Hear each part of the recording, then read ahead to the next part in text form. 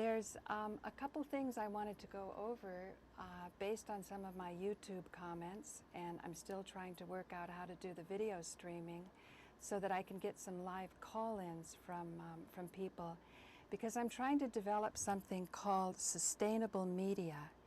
And the point of sustainable media is to get an organic flow between the viewer and the energy that the viewer puts into not only viewing things, but also expressing himself. And you can do it by call-ins, you can do it now on the internet. But your purchasing power is also something I'm realizing when I do deep abstract thought on this, is something that can really determine the way the media goes. So I want to see if I can start to develop a tighter relationship using public access television, which is supposed to be not commercial, nevertheless being able to deliver the freshness of non-commercial media with something that's relevant, and that there's a close connection to the economy. And so I want people to be able to understand better how the local community contributes, those people who are in businesses, and particularly private businesses, because we're trying to rise above this problem of globalization. And in order to rise above the problem of globalization, we have to address it with our own creativity. So my feeling is within our own community here in Manhattan, we can find the solution to some extraordinarily thorny problems. Webster's going to be giving us soon some mind-boggling information about what it means to be invested with the hedge funds and the stock market and so on. On the other hand, I think there's a lot to be said for the abstractness of money to make things easier for the division of labor so that people are able to do better what they're best at. And I think the problem today in Manhattan is with housing being so terribly expensive. There's less disposable income. That's the word that I'm hearing from people trying to do business or doing local business here in Manhattan. Because people are making such an effort to pay their rent, there's not as much disposable income. On the other hand, I think it's important to keep in mind that consumerism is not bad per se. It's just how we consume and how we buy. So sometimes when there's a bit of scarcity, it makes us be more savvy about our purchasing power, so that what we purchase to adorn our body or our apartments or our houses is something that's it's something that really does bring beauty, and not we just have a whole bunch of stuff. So I think that, again, good media can help to give people the right information so that in such a way they live more balanced lives and they have lives of greater beauty. And that's what I'm feeling, that this part of the world, with the power and the command that we have over resources, more so than many, many people throughout the world, we can rise to the occasion and create more beauty. I want to now do a roll-in of something that I got on my way up here to the Express Studio. Let's take it. This could help us understand a little bit more. That was on West 49th, I think it was. Look at this. Mondays are tempting. And I was particularly attracted, I guess that's referring to marijuana and drugging ourselves, give in to temptation. But here's the part that attracted me. Californication. Now, since I'm a California person, I'm rather sensitive to how advertising is using the energy of my part of the country. So, oh, we'll have to stop the tapes because Webster's calling. Speaking here in New York, for example, WBAI is going to be doing something with, I think that particular day is Black Awareness Day. And I was wondering if you could make some time and we can get some black producers? Sure, I would do anything. I hope people can understand this, that this is a long-term financial crisis. It will not end. If it looks like the markets have stabilized, that simply means that we may be in the rosy euphoria of incipient hyperinflation. And that's a wonderful time, because then it looks like the market's going up. There was this guy called Glassman a couple of years ago. He said the Dow would go to 36,000, and he may be right, but that will be with a milk price of $25 a gallon or $50 a gallon milk. Then you get the Dow up to 36,000. It will be pure hyperinflation, and those will be worthless, depreciated dollars. So don't focus on money. Don't be a monetarist. Don't be a monetarist. Right. Don't be a Malthusian. Don't be a mexophobe. But look at those New Deal solutions that I was arguing for here. I hope you followed those slides at the end when we had to speed it up. Right. But again, a Tobin tax, 1% on all turnover of all financial markets, including those fabulous derivatives. That gets you $5 trillion in new tax revenue, enough for Social Security, Medicare, Medicaid for the next couple of centuries. And again, you pay sales tax. Why can't those bankers pay their fair share? Just 1%. What's wrong with that? Again, foreclosures. If you want to eat, you better stop foreclosures on farms. If you want to have someplace to live, no foreclosures on homes. Not on infrastructure. No bankrupt airlines, no bankrupt railroads, no bankrupt ferries, none of that. That all has to keep functioning. And Webster, is that what the New Deal did? Because I don't remember the New Deal. I'm not old enough, and a lot of people, it's just history, and somehow the New Deal has a bad rap. Yet That's I know absolutely ridiculous. The New Deal, this is simply the idea that if you have such circles, these are circles that are so ideologized that they've lost all connection to historical reality. They're essentially in a dream in terms of what they think. They've got a mythical fable, which they call American history. Without Roosevelt, the New Deal, and above all, the participation of the masses in the form of mass strikes, mass strike in Minneapolis, mass strike in San Francisco, Detroit sit-down strikes, labor struggles all over New York City, and union organizing. Without that colossal effort, there would be no middle class. Now, it would be basically a third world country. Now, Webster, what I like about you is you are always open to connections of empathy, and Roosevelt was an oligarch, but he did a lot of good, right? So yeah, look, if you know, basically, this is simply an example of somebody who comes from inside the system, who figured out what was wrong with the system and decided to carry out a radical reform. This is not communism. The way your raving ideologues say this was communism or socialism. That's absolutely ridiculous.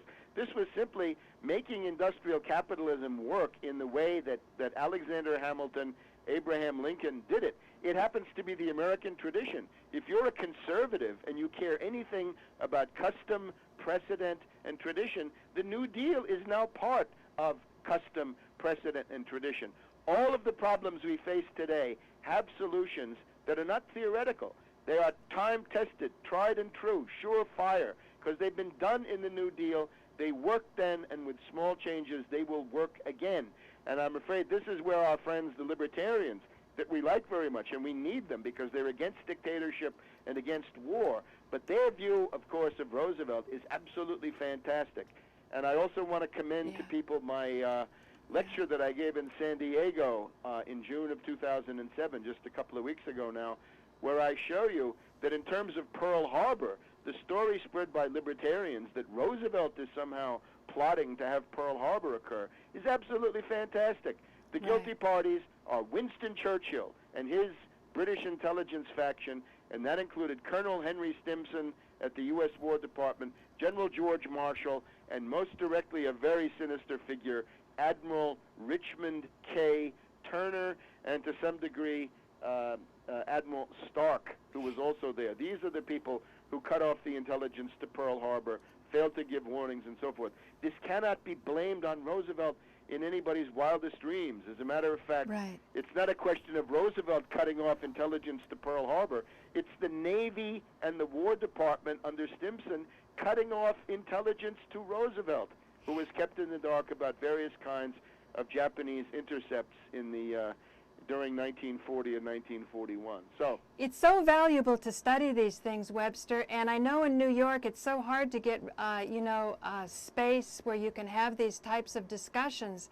But my hope is now that over the internet, and if we can get this video streaming going, we can get some feedback so people can voice their concerns, because if they are under the sway of this type of idealistic ideology that says the New Deal is impossible, they hold it within themselves and they don't express that. But if people can come out and express it and we can discuss it and see different viewpoints, I think perhaps a Roosevelt-type oligarch will step forward when you come to New York on September 3rd. Look, this is not the idea, though. We're not going to sit around to do rain dances hoping for a good oligarch to emerge. No, no, no, no. The part that we can do is to provide the mass action, the mass organization, and the mass support. And, of course, we can provide program and we can provide leadership, too. So we're not waiting for today's Anglo-American ruling class to put forward some kind of a reforming oligarch. That's not the goal. Webster, tonight the History Channel is going to be playing a couple hours, I believe, about the 9/11 Truth Movement. What do you expect this will be like? I mean, you never know. You obviously you do these interviews, but since it's not live, they can edit it. They can turn it into its opposite. They can do all sorts of things. I welcome it. My motto is simply the old Roman one, right? Bona fama, mala fama, semper fama.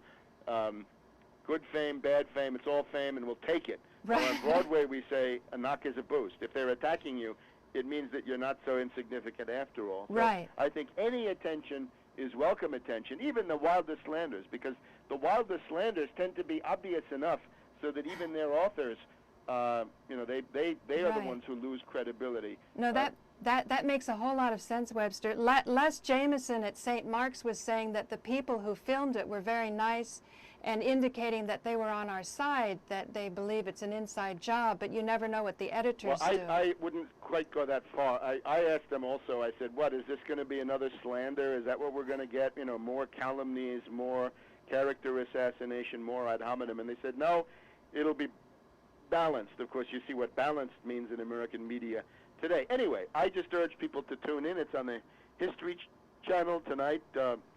Tonight means...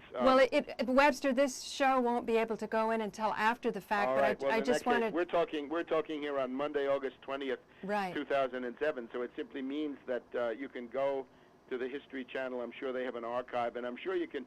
A program like this is likely to turn up then on various other websites, right. Whatever the copyright problems may be. Right. Another thing I wanted to say is I feel the encouragement that you gave for the 9/11 Truth Squads, particularly taken up by the group We Are Change, I think had a lot to do with this show happening, even if it's negative. Sure thing, and we need to stir the pot always on 9/11 because this is the great watershed. If you don't get 9/11 truth, you're always then vulnerable to a new 9/11 of the type that Cheney so obviously desires. I also want to commend people's attention to the paper I have online. It's called Cheney Determined to Strike in U.S. with WMD this summer. That's dated about the 20th of July. And last time I looked, it was up on 12,000 websites. You can get it at Rents, 9/11 Blogger, Total 411 Info. It's up at, also, I believe, at Online Journal. And you can find it in any different places. Tarpley, Cheney Determined to Strike. What's the latest, moment by moment? Because I know you seem to have some inside connections somehow. No, I basically do everything from open source, public domain, with few exceptions. The latest. Well, I mean, you pay attention. A leading. Okay, I'm down to my last couple of minutes, but the most important thing is we have it from a very important leader of the Democratic Party in the House of Representatives who says that the Democratic Party has sanctioned an attack on Iran. In other words, they've signaled to Bush, they've given him the green light. The Democratic Party will not oppose a wider war and an attack on Iran. So it means that everything they're saying in the Democratic Party presidential debates is an absolute farce and tissue of lies.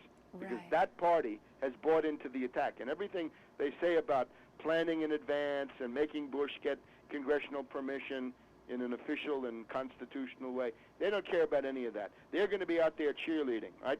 Obama wants to attack Pakistan. Biden wants to attack Sudan. Edwards says that all options have to stay on the table. Worst of all is the warmonger, Mrs. Clinton, and she says, we have to be ready to assert ourselves against Iran, and she can't wait to be a cheerleader for an attack on Iran. Mrs. Clinton, I'm afraid, is a warmonger and a warmonger and a warmonger, and Democratic primary voters had better give her the response that warmongers deserve. And I'm afraid with that, my phone card is running down Webster, to the last second. Webster, I want to thank you so much for your work, and we'll be hearing from you again, okay? Watch the milk price, watch the dollar, and watch, if you have money in an account, watch the stock price of the company where you've got that account, because that would be a signal that your money may be in danger. Great. Thank you very much. That was Webster Tarpley. Bye-bye. Bye. This is Paula Gloria with Farther Down the Rabbit Hole. See you, Webster. Bye-bye. Bye. Okay, so let's see how much time I have left here. 40, being up to kind of explain a little bit about what my concern was when I started this first show while I was waiting for Webster, and I'm kind of glad the interruption happened because I want to get this in historical context. And the date I had on at the beginning of this was 2 instead of 8. It's August, not February. Perhaps psychologically I was just sort of making a Freudian slip, because February 2nd, 2006 was the first show that I ever did with Webster Tarpley, when I'd gone down to Washington, D.C. to see if he knew what happened to my investment in telecommunications in China. And when the investment was made, the embracing of this investment by high levels of this government, of our government, were very good. And it wasn't that something happened in China that made the deal go sour. It appears that the government go-betweens that were so enthusiastic all of a sudden stopped answering any questions or anything. Communication just ended. And my $1.5 million and a lot of other investors' money was lost. When I heard that Webster Tarpley on Truth for a Change, when Joe Friendly went down to St. Mark's Church and videotaped him. And in that talk that Webster gave, he was explaining that Condoleezza Rice was caught with her hand stealing in contracts in China. So it looks like we have a caller. Who could that possibly be? Hello? Hello? Yes, you're calling Farther Down the Rabbit Hole? Oh, Paula, hello. Yeah, who is this? This is James from Illinois. From who? From Illinois. Oh, and why are you calling it this time? Because I'm not live, I'm just taping a show. But well, I'm sorry. But I missed that experience. What's that? That's amazing. Great calls even when you're not going live. I just remember how exciting it was to get those live call-ins, so maybe you heard what he said, but I have to keep the speaker down, otherwise we get the feedback going, which is very annoying. In any case, where was I? Oh yeah. So I thought, he was explaining why Condoleezza Rice was not in the inner circles with the neocons. And I thought, oh wow, he knows more than anything else I've heard about where my money went. So I went down to Washington, D.C., and Molly, her aunt, has a nice townhouse in Georgetown. So Webster didn't know us, we didn't know Webster. Of course, we're sort of intimidated to connect with a big scholar like Webster. And, we're really hoping he'll return our calls, and we're getting our cameras down. And, it's all this sort of shame that runs among public access producers or people who are sort of trying to break into the system. Like Molly's a union gaffer, but as far as being in front of the camera or being formal producers, there's this feeling that, we can't do something like that, and only big corporations can do it. So I remember how intimidated we were, because here's a guy who writes books. So in any case, Webster, what I love about him is he will make connections with everyone just to get the word out. And like he was saying in that show that we did, even if the History Channel says bad things about the 9/11 truth movement, it doesn't matter, because any news is good news and it gives you publicity. So that first show, February 2nd in 2006, was our initiation. And I'm going to be playing that again on MNN just for historical reasons. You can see my virginal quality about 9/11, the way I was asking questions. But there's something that I learned about it looking at it, and that was, it reminded me of when I got involved with transcendental meditation. At the very beginning, my experiences were extraordinary. I was going out of my body, and it was so exciting. And I had stopped smoking marijuana for 15 days because they said you couldn't do that when you got initiated into transcendental meditation. And I was a college kid. I'd only smoked for a little while, maybe 6 weeks actually. And I figured it was because meditation wasn't very strong. And I really wanted to learn how to meditate and get a mantra so that I could get even higher when I smoked marijuana. Actually, I was smoking hashish at the time. And but after I got initiated, it was so extraordinary. And when I'd ask people, well, what happens when you smoke, you know? And they said, oh, you can't meditate for 2 weeks. You know, your mind is cloudy. And I thought, 2 weeks? At the rate my experiences were going, I figured I'd be in cosmic consciousness by then. I've never smoked since then. You know, it just, one thing led to another, and the momentum got going. So that's that. But at one point, after 20 years of doing transcendental meditation, I had to look really seriously at the fact that even though, you know, my father's heart was broken because I was such a fanatic, and you know, I wasn't getting married, and I was doing the celibacy thing, and I had to admit that after 20 years, my best experiences were at the beginning. And if you look at this first interview that I had with Webster, and I will play it in the future, I had to admit that I haven't learned that much more in the 9/11 truth movement than I had that first time. I learned a lot more about politics, and I really thank Webster for his guidance and for his savvy about what people can and can't handle. But when I went to Jim Fetzer's conference in Wisconsin, and I heard Judy Wood, and I heard a man named Fitakris, it's a Greek name, so I should do better on pronouncing it myself, being of Greek descent. And he talked about the sophistication of the weapons that exist in this country. I was so saddened by the fact that every time you bring up advanced weaponry or directed energy weapons to explain the World Trade Center, particularly to people in the inside track of 9/11, they just end the discussion, they shame you, they shun you, they say they want to leave, and so you get the message back, this is something you don't talk about. And that's something that really breaks my heart. And because I feel, being of Greek descent, and one word that was used for Greeks, let's see how much time I have here, is eleftherios. And eleftherios means the freedom-loving. Well, what that means is that you don't have the freedom to consider and to discuss. So once that happens, it's kind of a bad scene, I think.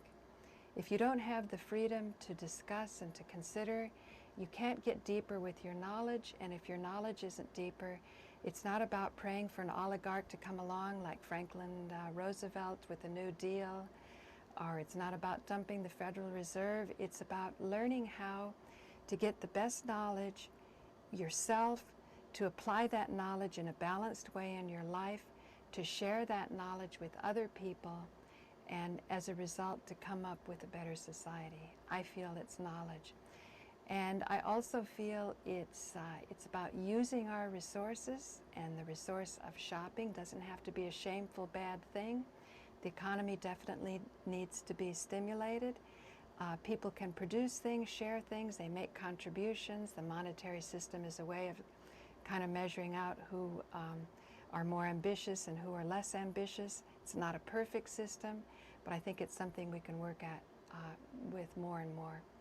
So my name is Paula Gloria, and this show is called Farther Down the Rabbit Hole, and thank you for joining me. The time code got a little messed up, so I'm going to have to re-edit this. At the beginning of this show, I was talking about Californication, and I want to elaborate that what I meant was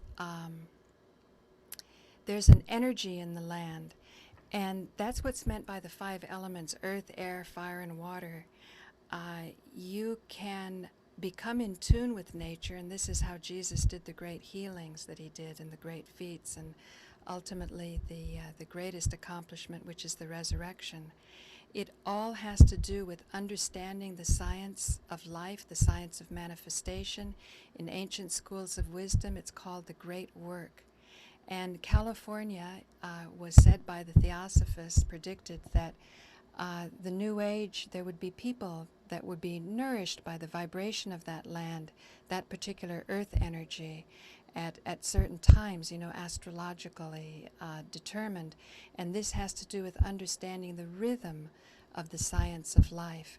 And so that the great work involves making yourself in balance so that no matter what is happening, you can make your maximum soul contribution. And oftentimes the greatest accomplishments of the human soul and the human spirit is done in times of enormous adversity. And you might say the times of the biggest adversity would be the times when the most of the people, the masses, would have what's usually secret thrown open to them so they can decide what they want to do with it, go miserably into victimization, or have some feeling or seed within them that indeed they are masters of their creation and they can rise up and make the most out of any situation and spread it. So what I think I'll do is I'll be editing this, and I'll fill in some parts of Webster because he went on more than 28 minutes. Thank you for joining me. I'm Paula Gloria, over and out a second time. Here's where I'm going to be on 9/11, on Saturday, September 8th, Cooper Union, Sunday with wearechange.org, Monday with wearechange.org. So 3 days in New York, you can get me on those 3 occasions, and then I'll be in Washington at the White House on September 11th.